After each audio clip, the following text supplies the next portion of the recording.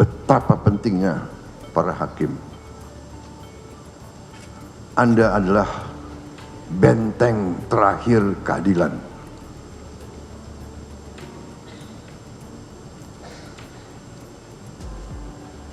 Orang miskin, orang kecil hanya bisa berharap kepada hakim-hakim yang adil. Orang yang kuat, orang yang punya uang banyak, dia bisa berbuat. Dia bisa punya tim hukum yang luar biasa. Tapi orang kecil hanya tergantung sama hakim yang adil. Hakim yang tidak bisa disogok. Hakim yang tidak bisa dibeli. Hakim yang cinta keadilan. Hakim yang cinta rakyat. Gaji-gaji hakim akan dinaikkan demi kesejahteraan para hakim dengan tingkat kenaikan bervariasi sesuai golongan, di mana kenaikan yang tertinggi mencapai 280%.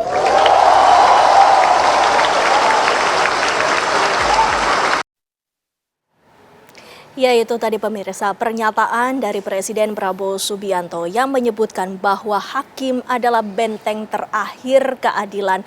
Lantas apakah ini juga ada pernyataan dari Presiden Pak Ardian yang menyebutkan bahwa telah dilakukannya kenaikan gaji kepada hakim. Seberapa besar implementasi kenaikan gaji terhadap para hakim-hakim ini dapat kemudian untuk meminimalisir bahkan untuk memberantas sama sekali praktik korupsi yang terjadi di peradilan? Pak Ardian.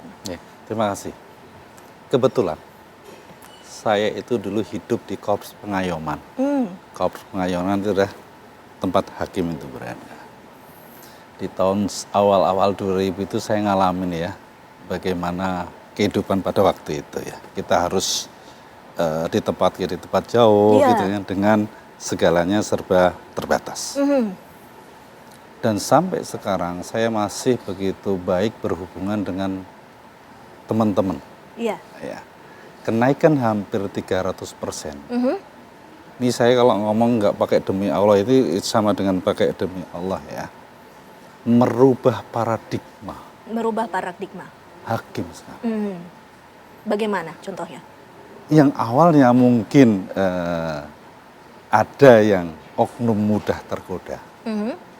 Dengan kondisi sekarang 300% misalnya, yang umur dia masih 40 tahun, hakim pensiun 62 misalnya, dia masih punya tabungan yang begitu besar yang nggak mungkin dia pertaruhkan untuk dia bermain kemudian berhenti menjadi hakim. Baik. Masanya kenaikannya itu hampir 300%, Pak Kurnia, Mbak. Itu bukan angka yang sedikit. Itu berimbas, sangat berimbas. Saya di Lembaga Anti Pencucian Uang melihat itu luar biasa. Tapi mudah-mudahan, kalau beliau tadi menyebutkan sebagai benteng terakhir, sebenarnya kan ada di dalam due process of law itu bukan hanya itu. Mudah-mudahan nanti Pak Kur bisa menyampaikan aparat penegak hukum yang lainnya juga memperoleh hal yang indah seperti yang dialami oleh hakim. Karena due process of law itu kan dari penyidikan hingga putusan. Tapi kalau ditanya, apakah ada imbasnya? Imbasnya luar biasa. Hidup saya itu di komunitas itu. Baik. Paradigma yang dibentuk untuk membuat sebuah keadilan yang diharapkan itu relatif mudah kalau kesejahteraannya itu bagus gitu. Baik. Mas Kurnia, sesungguhnya apa yang menjadi pertimbangan utama dari Presiden? Iya, karena Presiden tentu memperhatikan, mengamati dan mendengar.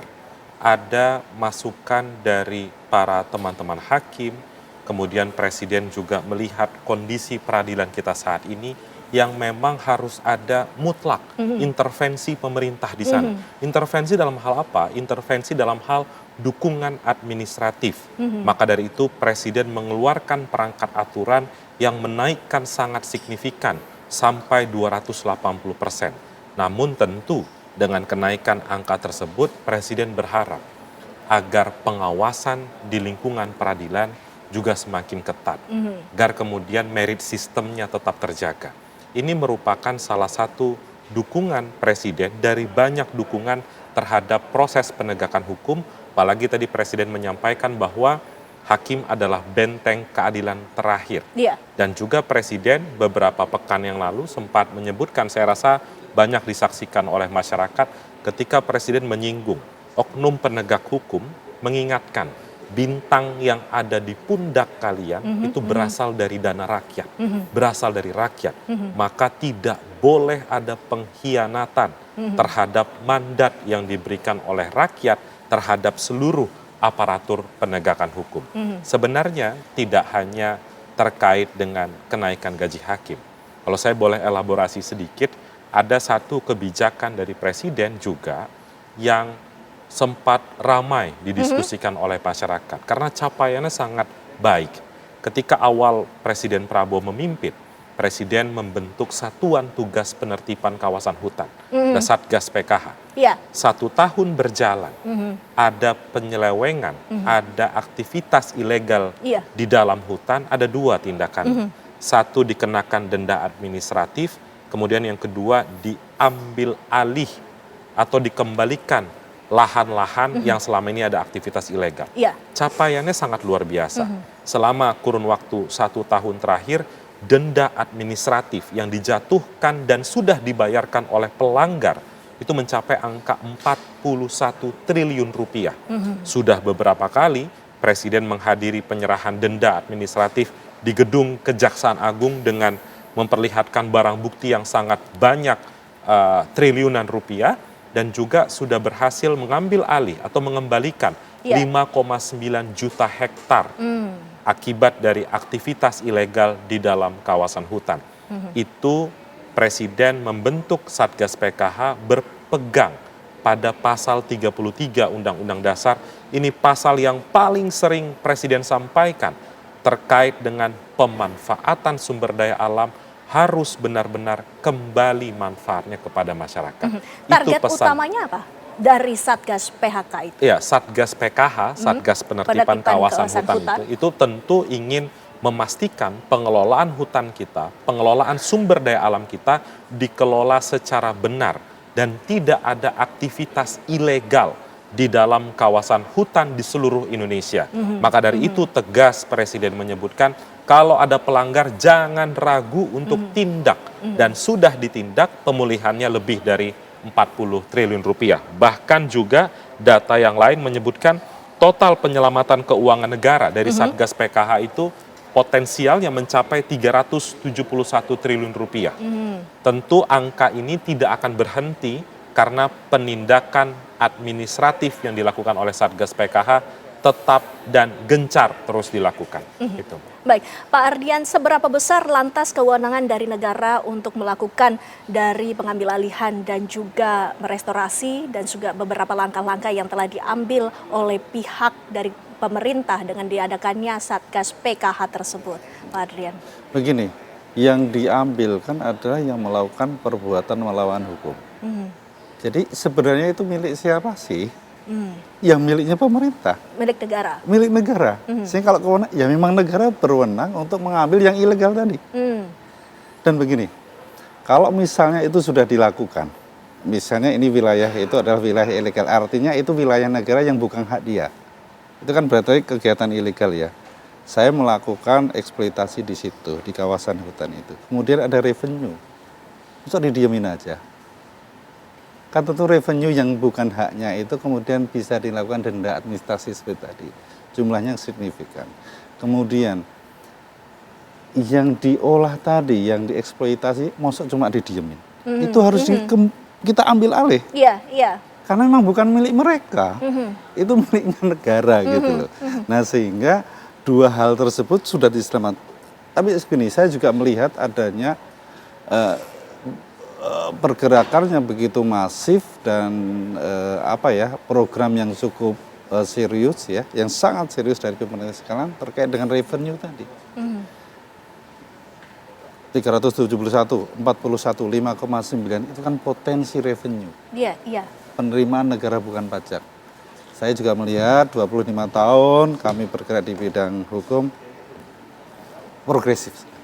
Dan Ya memang kalau yang bagus kan ya diapresiasi ya, kira-kira begitu ya. Saya melihatnya seperti itu. Mas Kurnia, selama Pak Prabowo menjabat sebagai presiden, apa saja yang menjadi langkah paling utama dalam penegakan hukum?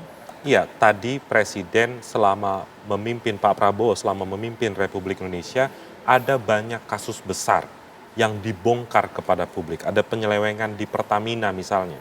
Lalu ada kasus-kasus lain yang kerugian keuangan negaranya triliunan rupiah. Saya ambil satu contoh, saya membawa datanya, penyelamatan keuangan negara oleh Kejaksaan Agung berdasarkan putusan ingkrah atau berkekuatan hukum tetap. Kalau kita tarik data dari tahun 2025 dan 2026, tahun 2025 pemulihan kerugian keuangan negara mencapai 24,5 triliun rupiah.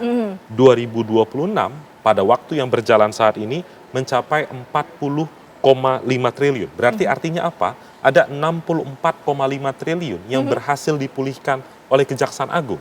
Kita belum bicara dari Komisi Pemberantasan Korupsi, kita belum bicara dari Kepolisian Republik Indonesia. Jadi apalagi sekarang ada banyak suara masyarakat, salah satu yang tuntutannya adalah terkait dengan pemberantasan korupsi. Maka dari itu, dalam forum ini saya sampaikan bahwa komitmen Presiden tegas sekali soal pemberantasan korupsi.